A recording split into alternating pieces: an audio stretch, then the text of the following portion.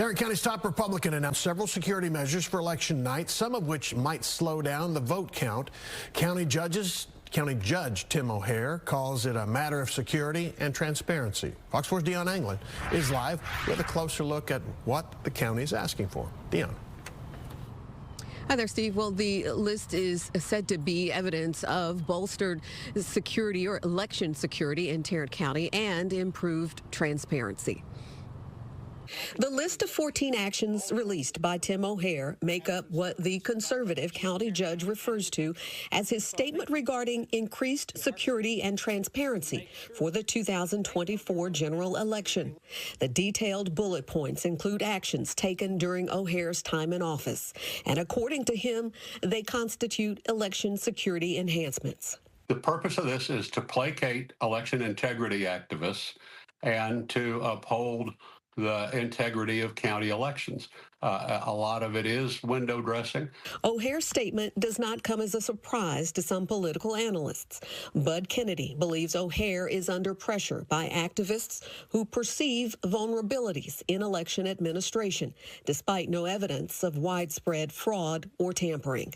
The judge's actions begin with the county implementing pre-printed sequentially numbered ballots for in-person voting and includes things like enhanced and improved chain of custody for ballot bags, election judge paperwork, ballot storage box keys, and provisional ballots.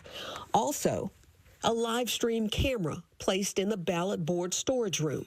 We're all worried that the counting is going to take several days and that it would get meaner and more bitter as the counting slows down. Kennedy is referring to what may be the most impactful item on O'Hare's list: election night results transmitted in person rather than via internet. What Tim O'Hare has done here is to put out a list of changes that some of them may not amount to a hill of beans, but they all are what the election activists really want, and they don't really amount to much to the general people. It may mean results are a little slower, and it may be a little more expensive to do this. It may cost the public money without really having any impact. The final action on O'Hare's list is the formation of the county's Election Integrity Task Force for reporting and investigating voter fraud.